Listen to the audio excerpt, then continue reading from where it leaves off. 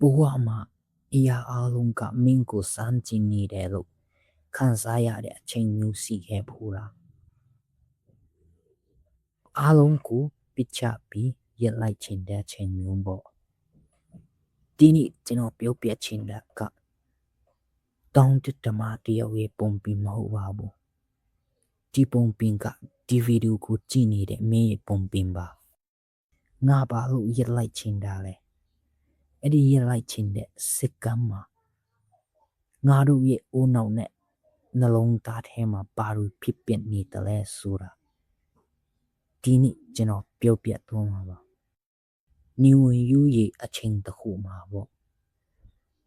လမ်းဘေးကကြောက်တုံးကြီးတစ်ခုပေါ်မှာလူတယောက်ဟာအာရင်ကုန်ခန်းစွာနဲ့ထိုင်နေတယ်သူ့ရဲ့ဝတ်စုံတွေကဟောင်းနှင်းနေပြီခြေထောက်တွေကလည်းလမ်းလျှောက်လွန်းလို့ဖုံးကြွနေပြီသူ့ရှိမှကတော့အဆုံးမရှိတဲ့လမ်းမကြီးဟာ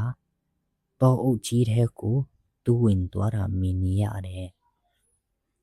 သူဟာဘဝမှာအောင်မြင်မှုဆိုတဲ့ယတနာကိုရှာဖို့အင်္ဂါနေထွက်လာခဲ့တာနှစ်ပေါင်းများစွာကြာခဲ့ပြီဒါပေမဲ့အခုတော့သူ့စိတ်ထဲမှာတဟုပဲရှိတော့တယ်ငါရက်လိုက်ချင်နေပြီအဲ့ဒီလိုပြောတဲ့အချိန်မှာသူ့ဘီကိုအဖိုးတယောက်ရောက်လာတယ်အဖိုးကပြုံးပြီးမိတယ်မောင်ရင်ရက်လိုက်ချင်ပြီလားအဲ့ဒီလိုကလည်းခေါင်းငိတ်ပြတော့အဖိုးကသူ့ဘီမှာဝင်ထိုင်ပြီးပုံပင်တပုတ်စပြောပါတော့တယ်ဟိုးရှိတုံးကနိုင်ငံတစ်ခုမှာအရန်တော်တဲ့ပပုဆရာတယောက်ရှိခဲ့ဘူးတယ်သူကကဘာပေါ်မှာအလားဆုံးပြာရုပ်ပေါ်တော်တဆူကိုထုစစ်ချင်တဲ့အင်မရှိတယ်သူဟာတောင်ပေါ်ကနေအကောင်းဆုံးကြောက်တုံးကြီးနှလုံးကိုတဲလာခဲ့တယ်ပထမကြောက်တုံးကိုသူစားပြီးထုတယ်စောက်နဲ့ထုလိုက်တိုင်းကြောက်တုံးကအော်တယ်နားတယ်ရက်လိုက်ပါတော့ငါကူဒီတိုင်းပဲထားပါတော့တဲ့ပပုဆရာကလည်းတနာတာနဲ့ရက်လိုက်ပြီးအဲ့ဒီကြောက်တုံးကိုခြံတုံးမှာပဲပစ်ထားလိုက်တယ်ဒုတိယကြောက်တုံးကိုတော့သူထပ်ထုတယ်ဒီကြောက်တုံးကလည်းနာတာပဲဒါပေမဲ့သူကအန်ကျိတ်ပြီးပြောတယ်ထုပါစီယာကျွန်တော်နာချီမို့ကိုခံနိုင်ပါတယ်ပြီးဆုံးတဲ့ရုပ်ဘွားတော်ဖြစ်ဖို့ဆိုရင်ဒီတရားတွေကိုကျွန်တော်လိုအပ်ပါတယ်တဲ့လာနေငယ်ကြတော့ဒုတိယကျုပ်တုံးဟာအလွန်လားပါတဲ့ရုပ်ဘွားတော်ကြီးဖြစ်သွားပြီးလူပေါင်းများစွာရဲ့ပူယောင်မှုကိုခံခဲ့ရတယ်ပထမကျုပ်တုံးကတော့ဘာဖြစ်သွားလဲတီလားရုပ်ဘွားတော်စီကိုလာတဲ့လူတွေချီစီဖို့အတွက်လမ်းဘီကချီနင်းကြောက်ဖြစ်သွားခဲ့ရတယ်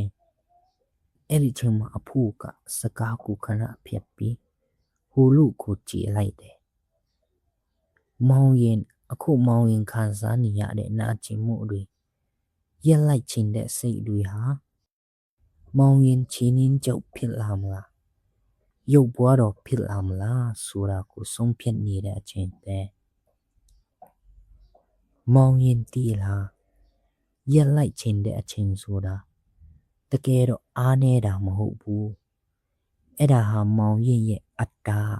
မောင်ရင်ရဲ့အတ္တတွေကျူးပြန့်နေတဲ့အချိန်ပေါ့အဲ့ဒီအချိန်မှာမောင်ရင်ကငါမလုပ်နိုင်တော့ဘူးလို့ဝန်ခံလိုက်တဲ့အခါတကယ်စွမ်းအားအစစ်ကစပြီးအလုပ်လုပ်တာပါဒီလမ်းကိုဆက်လျှောက်ဖို့မောင်ရင်မှာအားမရှိတော့ဘူးဆိုရင်မောင်ရင်ဘာလို့လမ်းဆုံးထိကြည့်နေတာလဲစိက တလန်းကိုပဲကြည်လိုက်ပါခြေဖျားလေးကိုပဲကြည့်ပြီး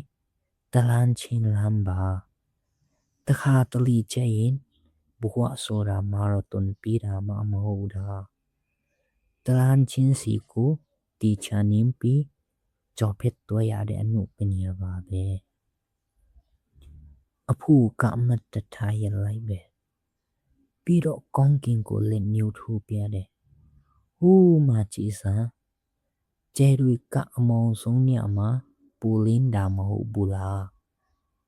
မောင်ရင်ဘူးကလည်းယခုအမောင်ဆုံးအချိန်ကိုရောက်နေတာဆိုလိုချင်တာကမောင်ရင်ကအတော့ပဆုံးဖြစ်တော့မဲ့အချိန်ကိုရောက်နေပြီပုံပင်ပြောလို့အဆုံးမှာတော့အဖို့ဟာပြုတ်ခွဲသွားခဲ့ပြီဒါပေမဲ့ကျုပ်တုံးပေါ်မှာထိုင်နေတဲ့လူရဲ့မျက်လုံးတွေကတော့အရင်လိုမိမင်မနေတော့ဘူးသူဟာအစ်ကိုပင်းပင်းဆိုလိုက်တယ်လွယ်ကိုပင်လွယ်လိုက်တယ်ပြီးတော့တောင်ထိပ်ကိုမကြည့်ဘဲနဲ့စီကမေကြီးကိုပဲကြည့်ပြီးခြေတလန်းပြီးတလန်းလမ်းလိုက်တယ်ထူးဆန်းတာကအဲ့ဒီခြေလန်းတွေဟာအရင်ကထက်ပူပြီးပေါ့ပါနေတယ်လို့ပဲဒီပုံပင်ကိုနားထောင်နေတဲ့မိတ်ဆွေမင်းလည်းရက်လိုက်ချင်းတဲ့အချိန်ကိုရောက်နေပြီလားတတိယပါမင်းဟာချင်းချင်းချုပ်ဖြစ်ဖို့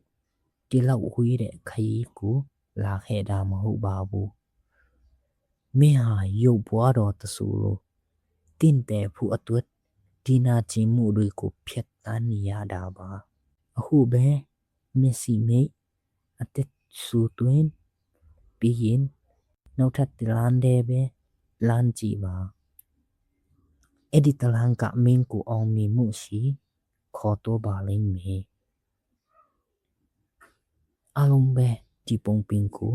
အဆုံးထိနားထောင်ပြီးတဲ့အတွက်ကြည်ရတင်ပါတယ်ဒီပုံပင်ကညီပညာတခုခုရရှိမယ်လို့မျှော်လင့်မိပါတယ်တကယ်လို့ဒီလိုပုံပင်မျိုးတွေကိုစဉ်းစားထောင်ချင်တော့ကျွန်တော်တို့ရဲ့ channel ကို subscribe လုပ်ခဲ့ပြီးပါအားလုံးပဲထူကြည်ရတင်ပါတယ်